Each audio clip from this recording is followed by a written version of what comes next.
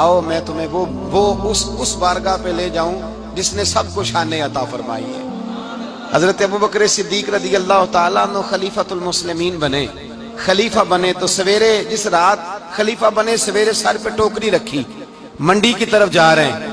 حضرت عمر فاروق رضی اللہ تعالیٰ عنہ مولا علی شیر خدا کو کسی نے بتایا کہ وہ تمہارا خلیفہ تو جا رہا ہے مزدوری کرنے، وہ تو جا رہا ہے کمائی کرنے۔ حضرت علی شیر خدا مولا کائنات جناب فاروق اعظم دونوں نے رستے میں روکا کہ ابو بکر کہاں جا رہے ہو؟ فرمانے لگے کام کرنے جا رہا ہوں، مزدوری کروں گا، منڈی میں جاؤں گا، تجارت کرتا تھا اس کو جاری رکھوں گا، بچوں کا پیٹ بھی تو پالنا ہے۔ اب تمہاری حکومت کے پیچھے بچے تو نہیں نا بھوکے مروا لینے، میں نے کچھ کرنا تو ہے۔ حضرت عمر کہنے لگے چلا آ کے بیٹھ، ہم صحابہ کو اکٹھا کرتے ہیں اور مال غنیمت سے تیرا وظیفہ لگاتے ہیں، آپ کو وظیفہ ملے گا ماہانہ، تو آپ بیٹھ کر کے مسجد میں تو ڈیوٹی کریں۔ بیٹھ گئے، مشاورت ہوئی تو حضرت ابوبکر صدیق رضی اللہ تعالیٰ عنہ سے پوچھنے لگے جناب بتلائیے آپ کا کتنا وظیفہ لگایا جائے؟ تو حضرت ابوبکر صدیق فرمانے لگے اتنا لگا دو جتنی ایک مزدور کی تنخواہ ہوتی ہے۔ تو ایک صحابی بول کے بڑے میٹھے اور دھیمے لہجے میں کہنے لگے ابوبکر اگر تیرا گزارا نہ ہوا تو، اگر تیرا گزارا نہ ہوا تو۔ حضرت ابوبکر صدیق فرمانے لگے اگر میرا گزارا نہ ہوا تو میں مزدوروں کی تنخواہوں میں اضافہ کر دوں گا، اگر مزدوروں کے گھر جلنے لگیں گے تو میرا بھی چلے گا، میں ان کی تنخواہیں بڑھاؤں گا صرف اپنی۔ تو مزدور کے حقوق کا تعین کیا۔ سب سے پہلے تو میرے نبی پاک علیہ السلام نے منع فرمایا، فرمایا جس کو مزدوری پر رکھو پہلے اس کے ساتھ اجرت طے کرو۔ حضور صلی اللہ علیہ وسلم نے فرمایا جب تک اجرت واضح نہ ہو جاؤ کسی کو کام پر، جب تک اجرت واضح نہ ہو جائے، مکمل نہ ہو جائے کہ کیا دینا ہے، طے کریں۔ کیا لوگے جو جناب دے دیں گے لے لوں گا، شریعت اس کو پسند نہیں کرتی، محبوب نہیں رکھتی۔ پہلے اس کے ساتھ پہلا حق مزدور کو یہ دیا کہ اس کی اجرت پہلے، بولیے اجرت پہلے اجرت طے ہوگی، یہ پہلا حق ہے۔ اور مزدور کا دوسرا حق کیا بیان کیا میرے نبی پاک نے؟ فرمایا جب، اور یہ ایسی اعلیٰ بات ہے کہ جتنے حقوق لکھنے والے ہیں نا، جتنے بین الاقوامی سطح پر انسانی حقوق کا چارٹر بنانے والے ہیں، وہ کہتے ہیں کہ یہ ایسا نقطہ حضور نے بیان کر دیا ہے کہ اس سے آگے کو بڑھ ہی نہیں سکتا، یہ ایسی بات ہے کہ جس کی شرح بھی کوئی نہیں کر سکتا۔ میرے حبیب کریم علیہ السلام نے فرمایا پہلے طے کرو، اور کیا خوبصورت لفظ ہے، قانون بنا دیا۔ فرمایا جب مزدور مزدوری کر لے تو اس کا پسینہ خشک ہونے سے پہلے اسے ادا کر دینا، اس کا پسینہ خشک ہونے سے پہلے اسے اس کی مزدوری دے دو۔ ایک صحابی اپنے خادم غلام کو مار رہے تھے تو میرے نبی پاک تشریف لائے، فرمایا کیوں اسے مار رہا ہے؟ حضور غلطیاں بڑی کرتا ہے۔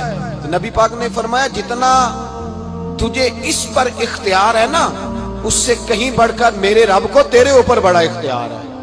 کہا حضور یہ بڑی غلطی کرتا ہے، میں آخر کتنا معاف کروں؟ تو حضور نے فرمایا اتنا معاف کر جتنا میرا رب تجھے معاف فرماتا ہے۔ پتہ ہے تیری صبح سے لے کر شام تک کتنی کوتاہیاں، درگزر کا حکم دیا۔ پہلا حق یہ دیا مزدوری طے کرو، دوسرا حق یہ دیا پسینہ خشک ہونے سے پہلے ادا کرو، تیسرا حق یہ دیا کہ اس سے درگزر کرو، غلطی ہو جائے تو درگزر کرو۔ تو یا رسول اللہ مزدوری کتنی دیں؟ میرے نبی پاک بخاری مسلم حضور سید عالم صلی اللہ علیہ وسلم نے فرمایا مزدور کا حق بیان کیا نبی پاک نے، اور ایک بات ارشاد فرمائی تو اس کے اندر کئی پہلو، ایک حدیث میں کئی پہلو بیان فرمائے۔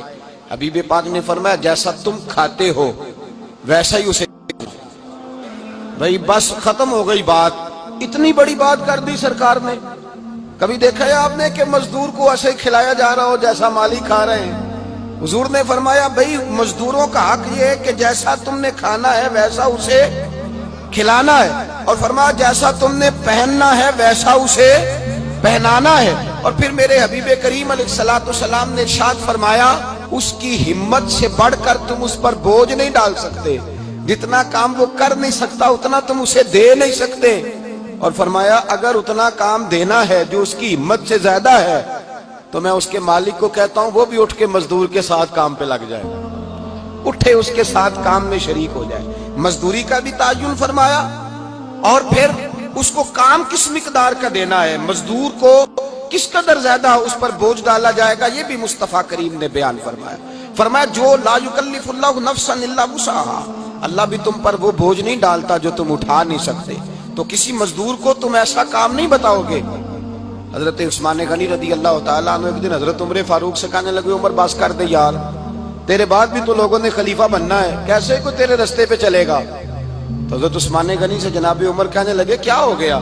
آپ فرمانے لگے کل میں دیکھ رہا تھا کہ لوگ باغ میں مزدوری کر رہے تھے اور آپ امیر المومنین ہو کے ان کا ہاتھ بٹا رہے تھے، ہاتھ بٹا رہے تھے۔ تو حضرت عمر کہنے لگے بوڑھے تھے، بیمار تھے، مزدوری کر رہے تھے تو پسینہ بہہ رہا تھا، کیا ہو گیا اگر تھوڑا سا میں نے ساتھ دے دیا؟ حضرت جناب سیدنا فاروق اعظم یہ لفظ کہتے ہوئے رو پڑے۔ آپ فرمانے لگے میں کسی بادشاہ کا شہزادہ نہیں، میں بھی اسی باپ کا بیٹا ہوں جو اونٹ چرا کے گزارا کیا کرتا تھا۔ میں نے آگے بڑھ کے لوگ حیثیت بھول جاتے ہیں، اپنی حیثیت بھول جاتے ہیں۔ اللہ تبارک و تعالیٰ جب کچھ عطا کرتا ہے ان کا رویہ اپنے ماتحتوں کے ساتھ اتنا سخت اور جابرانہ آمرانہ ہو جاتا ہے، اس قدر زیادہ ان کے لب و لہجے میں کڑواہٹ آ جاتی ہے، اس قدر زیادہ ان کی طبیعتوں کے اندر سختی اور غرور بھر جاتا ہے کہ وہ احساس ہی نہیں کرتے کہ جو سامنے بیٹھا ہے وہ بڑا ایک دکھی انسان ہے اور وہ تکلیف میں ہے، وہ آزمائش میں اپنے آپ کو مبتلا سمجھ رہا ہے۔ حضرت ابو ذر غفاری رضی اللہ تعالیٰ عنہ فرماتے ہیں میں اپنے ماتحتوں کے حق میں بڑا سخت تھا، سخت تھی میری طبیعت، میرے غلاموں کی جرت ہی نہیں تھی کہ وہ میرے سامنے گفتگو کر سکیں اور ٹھہر بھی سکیں۔ فرماتے ہیں جس دن میں کلمہ پڑھنے گیا، جس دن میں حضور کی بارگاہ میں، تو میں نے کہا حضور کوئی خاص نصیحت؟ تو نبی پاک نے فرمایا میری نصیحت تیرے لیے یہ ہے کہ جیسا تو نے کھانا ہے ویسا ہی غلام کو کھلانا ہے، جیسا تو نے پہننا ہے ویسا ہی غلام کو پہنانا ہے۔ حضرت ابو ذر کہتے ہیں جو میرے اندر کمی تھی وہی میرے نبی نے نصیحت کر دی، جو میرے اندر کوتاہی تھی وہی غیب جاننے والے رسول نے بتلا دی۔ فرماتے ہیں میں گھر گیا، جب میں جاتا تھا تو ملازموں کا سانس خشک ہو جاتا تھا، وہ کانپنے ہانپنے لگتے تھے کہ جانے اب یہ کیا کرے گا۔ حضرت ابو ذر غفاری فرماتے ہیں میں گیا، ایک شخص سے میں نے کہا کھانا پکاؤ، کھانا پکایا، دسترخوان پہ لگایا اور اپنے سارے ملازموں کو کہا آؤ یار میرے ساتھ بیٹھ کے روٹی کھاؤ، آؤ سارے میرے ساتھ بیٹھ کے کھانا کھاؤ۔ فرماتے ہیں انہوں نے کھانا کھایا، پھر میں ان کو بازار لے گیا، جیسے کپڑے میں پہنتا تھا ویسے میں نے ان کے لیے بھی خریدے۔ فرماتے ہیں میرے غلام کہنے لگے آقا خیر تو ہے نا، خیریت تو ہے نا، کیا ہوا؟ مزاج مبارک تو ٹھیک ہے، کیا ہو گیا؟ اور یہ جو ہم فضا کو اتنا خوبصورت دیکھ رہے ہیں اور یہ جو ہم اتنی پیاری ریم جھیم برستی دیکھ رہے ہیں یہ جاری رہے گی یا ایک دن کی ہے؟ تو حضرت ابو ذر غفاری رو پڑے، کہنے لگے اب تمہیں ابو ذر غفاری بدلا ہوا ملے گا، اس لیے کہ اب میں وہ نہیں رہا، اب میں رسول اللہ کا کلمہ پڑھ کے غلام مصطفیٰ بن گیا ہوں، اب میں بدل گیا ہوں، میری طبیعت بدل گئی۔ غلاموں کے حق میں حضرت مولا علی شیر خدا غلام کو لے کر کے گئے دکان پر، حضرت مولا علی غلام کو لے کر گئے کپڑے کی دکان پر، 2 جوڑے خریدے، ایک کم قیمت کا ایک زیادہ قیمت کا، ایک کم قیمت کا ایک زیادہ قیمت کا، 2 جوڑے خریدے۔ جب واپس لوٹے تو غلام سے کہنے لگے تو اپنا لے لے۔ غلام کو پتا تھا کہ اس زمانے میں ہوتا کیا تھا، اس نے کم قیمت کا جوڑا اٹھایا۔ حضرت علی فرمانے لگے عجیب آدمی ہے، یہ تو تیرا نہیں، یہ تو میرا ہے۔ اس نے کہا حضور کس طرح سے؟ آپ فرمانے لگے تیرے لیے قیمتی جوڑا اس لیے خریدا ہے کہ تو جوان ہے، اور میں نے اپنے لیے اس لیے چھوٹا خریدا ہے کہ میں تو اب بوڑھا ہو گیا ہوں، مجھے تو حاجت نہیں۔ کہنے لگا حضور بوڑھے اور جوان کا مطلب نہیں، آپ علی ہیں، من کنت مولا فہذا علی، علی مولا، علی مولا، آپ چونکہ مولا علی ہیں اور آپ امیر المومنین ہیں، لہذا آپ نے تخت پر بیٹھنا ہے، آپ نے سلطنت کو چلانا ہے، آپ پہنیے۔ حضرت علی فرمانے لگے تو میرا غلام بنا ہے نا، تو نے ابھی میرے نبی کا دیدار نہیں نہ کیا، تو بعد میں آیا ہے نا، اگر تو اس دور میں ہوتا تو جان جاتا کہ یہ عمل میرا ہے، پر اس کے پیچھے جو نصیحت کے پھول ہیں وہ مصطفیٰ کے عطا فرما۔